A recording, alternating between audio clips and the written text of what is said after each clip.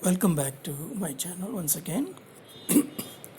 The topic for today's discussion is significance of colors, and the other topics are flags of countries. These two are actually relevant,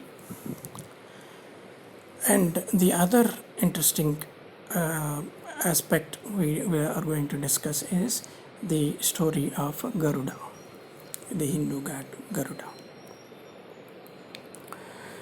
So, as you can see in this diagram, white light after passing through prism splits into 7 colors, more commonly known as VIBGR: violet, indigo, blue, green, yellow, orange, and red. So these are the VIBGR colors, 7 colors. And let me show you one important diagram after looking at which you will understand what sun is and how we can relate this to the mythology also. So this is the concept of cosmos according to the Gnostics. In this cosmos, of course, the God is the one. God is one, Father, Mother, child, Christ, and then the heavenly Adam, Gerardamus, his spouse being Joey. This is Sophia. This is a fallen Sophia, and fallen Sophia gives birth to Ealbath, and Ealbath creates seven planetary archons, of which one is Yabel or sun. Let us look at another diagram here. If you look at this is the same diagram from a different discussion. So this is basically this describes what these 7 entities represent or look like. So sun, who is known as Yabel in Gnostic cosmos, Yabel is actually known as Yao, 7-headed snake, and his quality is pride. So yeah, let us go back to our present discussion. So why I have shown you that diagram is sun is represented as 7-headed snake. You see, even earlier I have more than once clearly enunciated the fact that whenever we say snake, it represents light moving in 3 directions, 3 dimensions.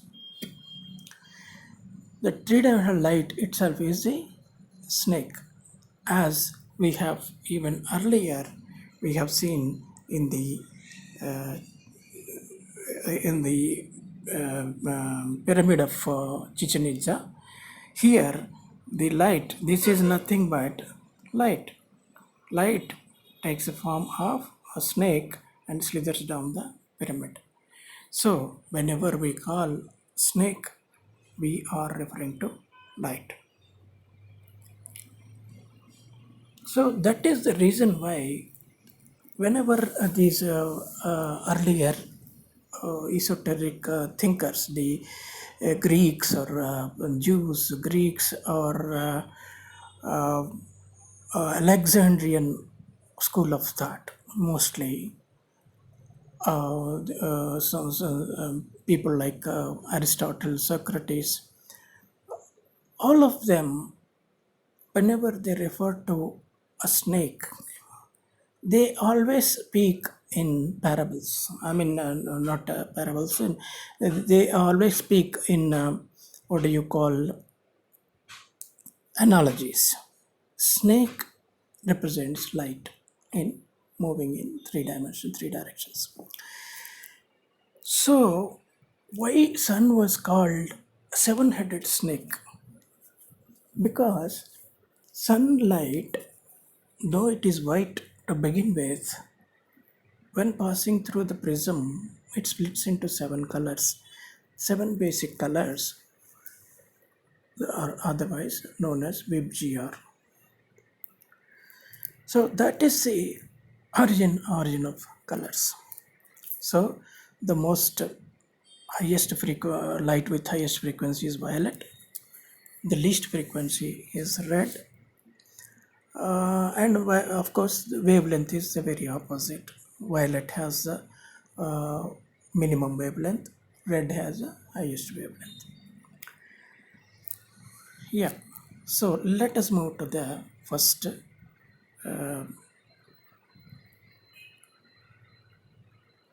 Let us move to the topic of our discussion. Second topic of our discussion: the flags. Colors have played wonderful role, very significant role in deciding the flags for the country, for one thing. And in Hindu mythology, or let us say particularly Manuvada, what is known as Manuvada,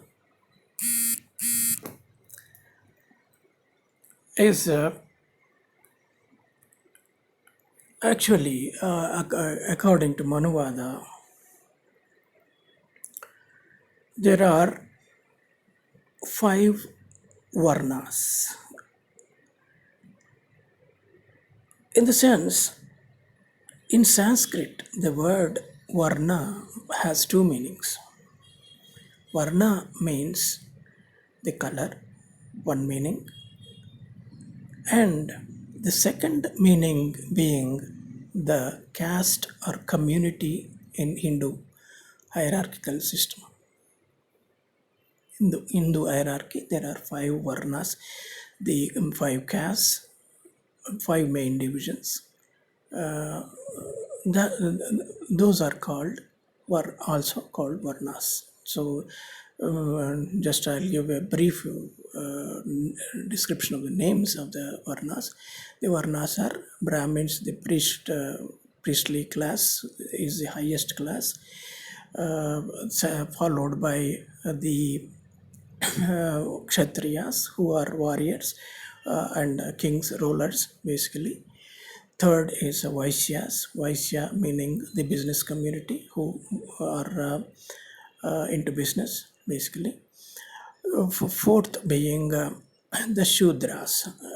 Rest of the population, excluding Brahmins, Kshatriyas, Vaishyas, rest of the population is put under Shudra. So, one who is not either of the top three classes is called Shudra.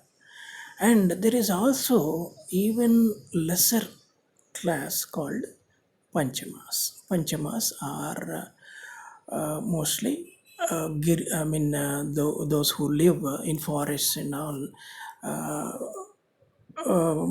Their main livelihood being hunting. So, those are the five varnas in Hindu religion, and they are also called five varnas. But there is another meaning for the word varna, that is color.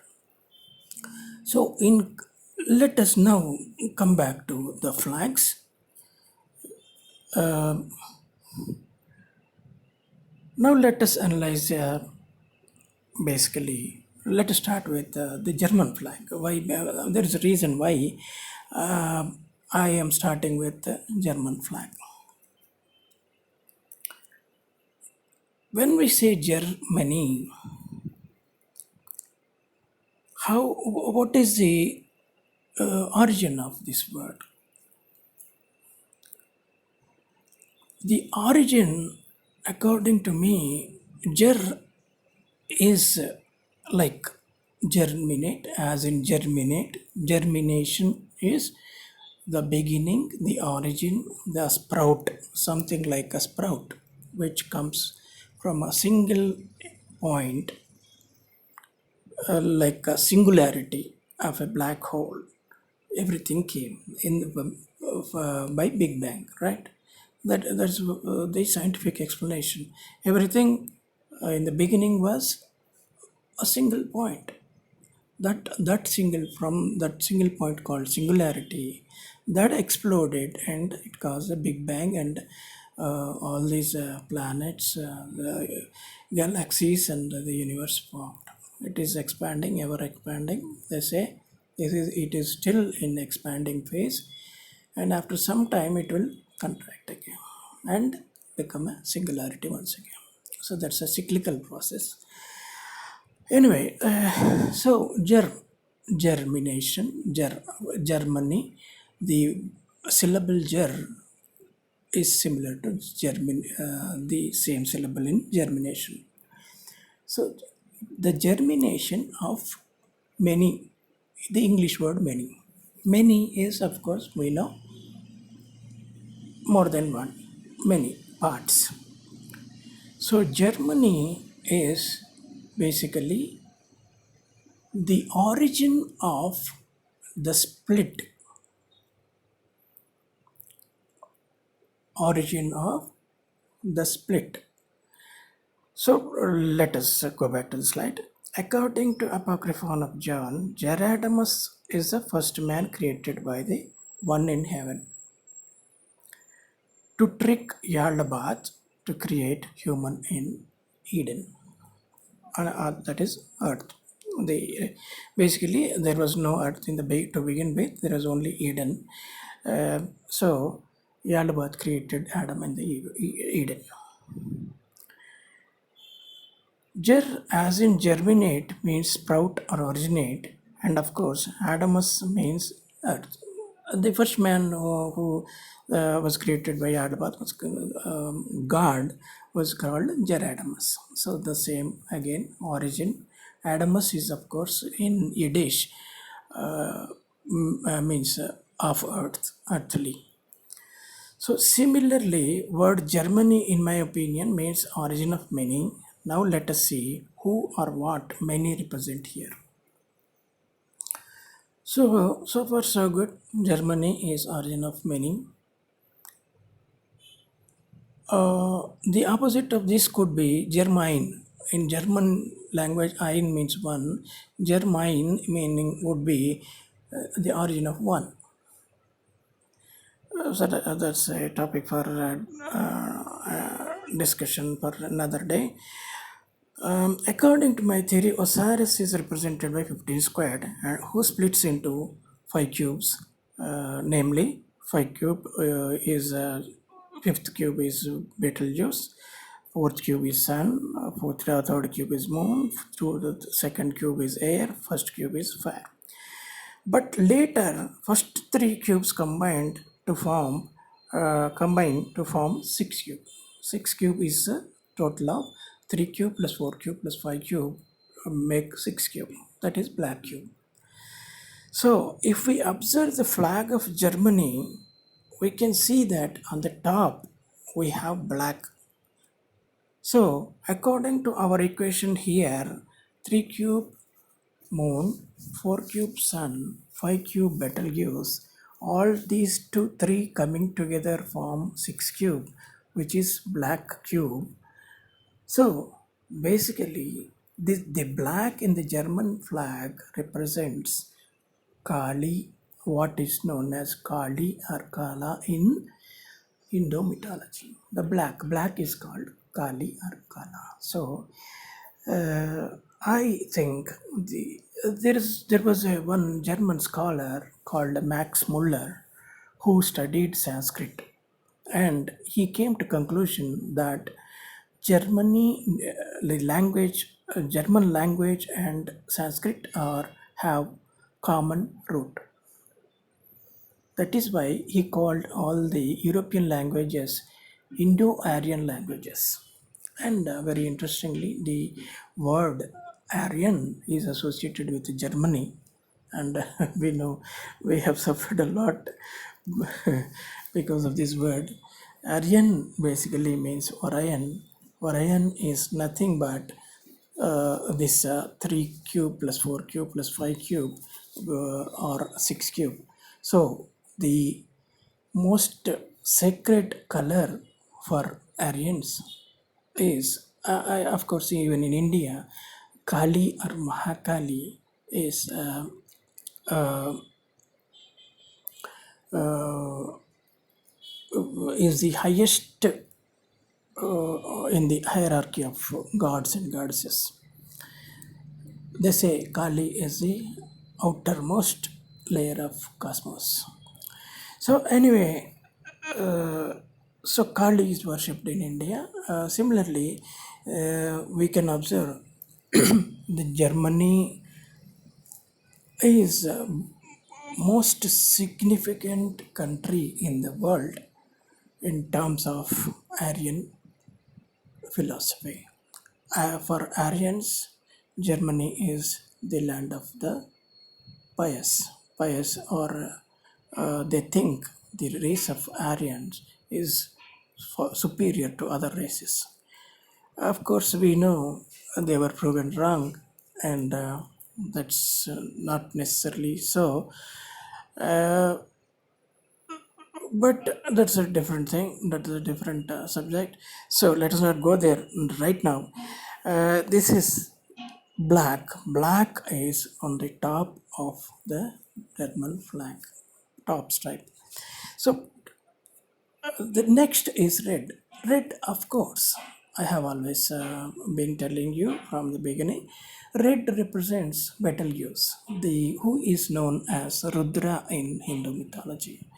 So Kali, Rudra, and the third stripe is yellow. Yellow is basically sun. So we can say the German flag, if you know the uh, origins, then we can clearly see that this is the topmost hierarchy in Aryan philosophy. Kali at the highest level, Rudra, or I mean Betelgeuse at below her, and the next followed by Sun, who is Surya.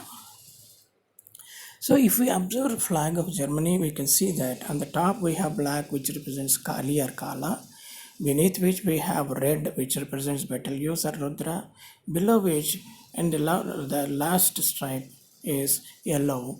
We have yellow, which represents the sun. So I think we have completed the discussion of German flag. Let us go back to Indian flag now. Now let us analyze Indian flag. Similarly, why I am discussing these flags is you can observe that all the flags of all the countries in the world use very limited colors. Basically, you see, if you take England and America, the three most prominent colors are blue, red, and white. In all English speaking countries, most of them are Commonwealth countries. Even Australia and New Zealand also have similar flags. New Zealand, I'm not sure. Australia definitely has a similar flag.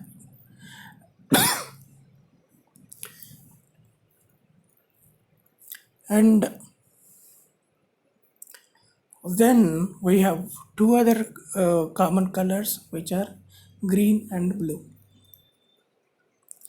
Green is, of course, as we know, most of the Muslim countries use green. It is the sacred color for Muslims. Blue is sacred color for Buddhists. At least in India, Buddhists generally use blue as their color.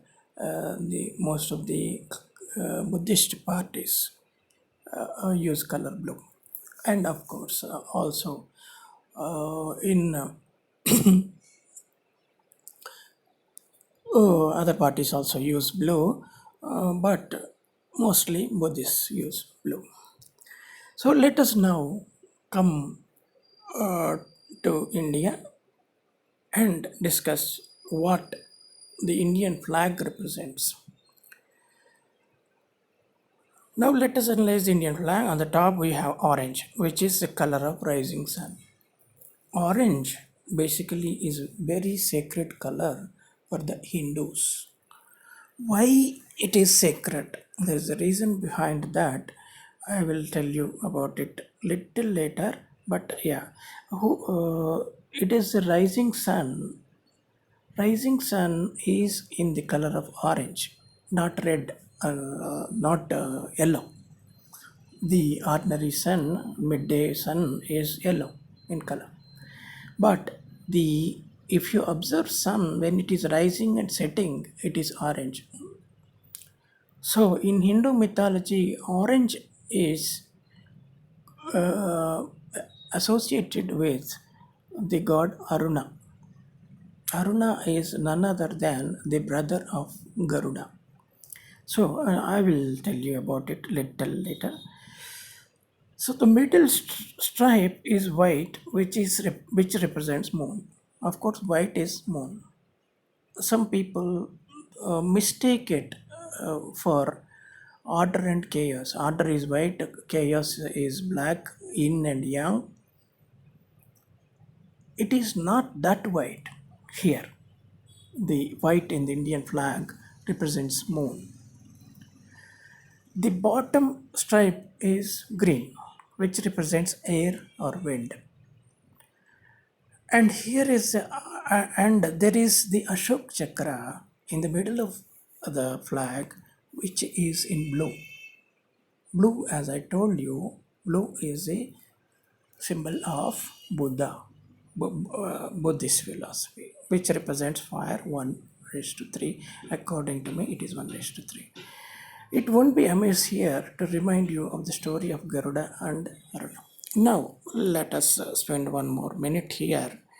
So, to conclude, the topmost layer of Indian flag is orange, which represents Aruna. The middle layer is white, which represents moon. The lowest layer is green, which represents the air or Vayu in Hindu mythology. So, how this is related to the German flag? In the German flag, top was black, followed by red, and followed by yellow. And if you, it is a little difference here. Instead of red, yellow here, we have orange, because yellow and orange are two aspects of sun. The orange is the rising sun, yellow is the midday sun. So, where Germany left off at yellow, and India started from there. So, you can say the Indian flag is a continuation of German flag in a way, in the terms of Aryan philosophy or the Manu Charitra, Manuvada. So here this is the orange is the represents sun again, the rising sun. White represents moon, and green represents the Vayu or air, wind or air, 2 cube. And the blue represents, of course, Agni or fire, or the Buddha, the planet Buddha. Buddha got his name from Buddha. Buddha is supposed to be the son of Jupiter's wife and moon. So Buddha is nothing but represented by blue. So let us not go into details, and let us go back to So we have covered significance of colors and their significance in flags of countries. Now let us go to the third topic of discussion. More often than not, I talk about Garuda as opposed to snakes. Snakes, of course, are not literally snakes. They are basically light. Light in different denominations. Light as in 5 cube, Betelgeuse, that is, we have all also related the colors with their respective entities. Betelgeuse is red, sun is yellow or orange, moon is white, Vayu is green, Agni is blue. So these colors and their representations is complete. We have related them, correlated them, and then we forgot the black. Black is of course the combination of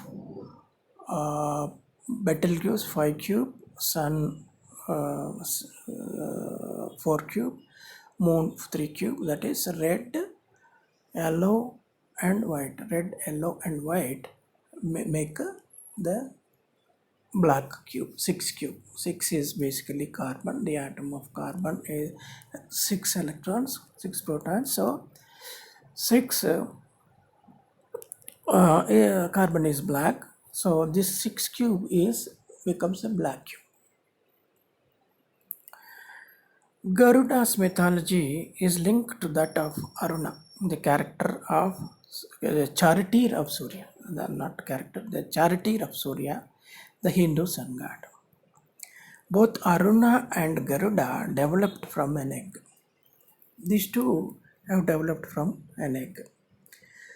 If you refer to my previous videos, you will find that the progenitor for all human races, all forms of life, including the devatas, asuras, the birds, the snakes, everyone, all the races, the forefather is known as Kashyapa. So Kashyapa Prajapati's two wives, he had two wives. In fact, not just two wives. There is another Prajapati called Daksha, and he married all Daksha's daughters. There were 27 of them, so I am not very sure about that. But Kashyapa did not have one wife. Kashyapa had many wives, and two of those wives are Vinata and Kadruva.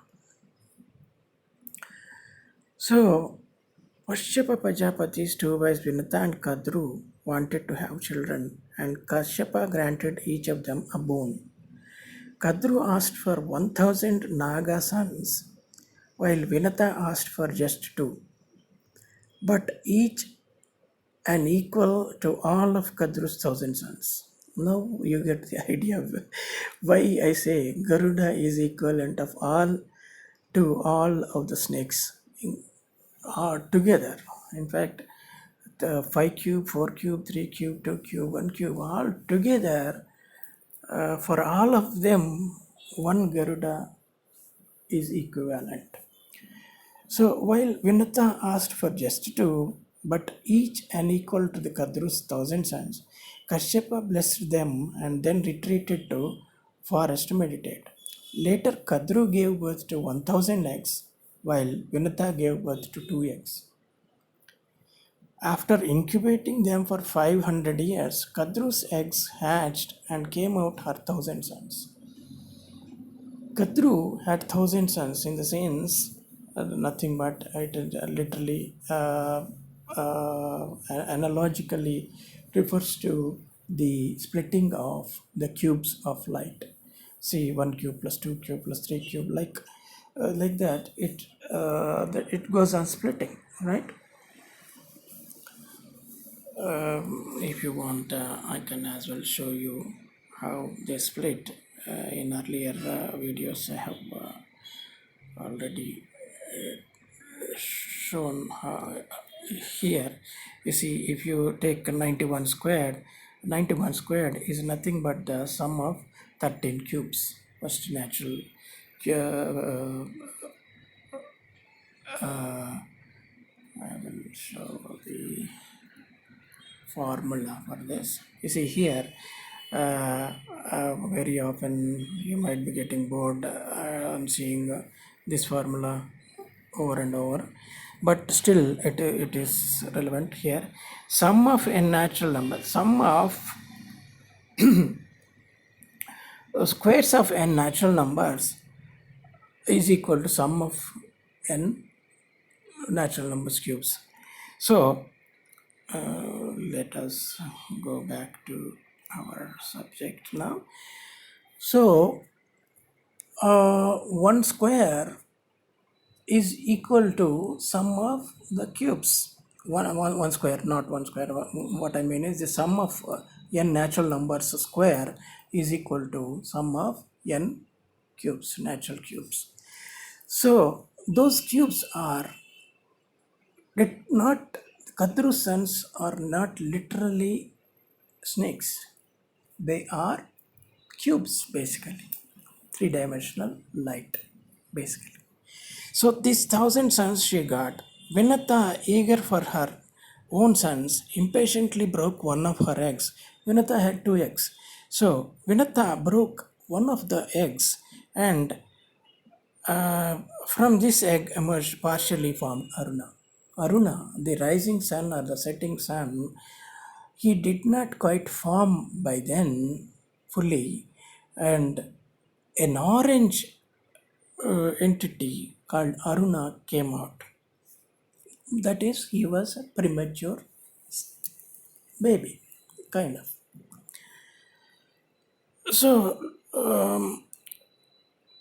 from this egg emerged partially formed Aruna, looking radiant and reddish as the morning sun, but not as bright as the midday sun as he was promised to be. He was originally supposed to be yellow, like the regular midday sun who looks yellow, who is yellow in color. Instead, he was orange. Aruna chided his mother, Vinata, for her impatience and wanted her not to break open the second egg, cursing her to be a slave until his brother rescued her.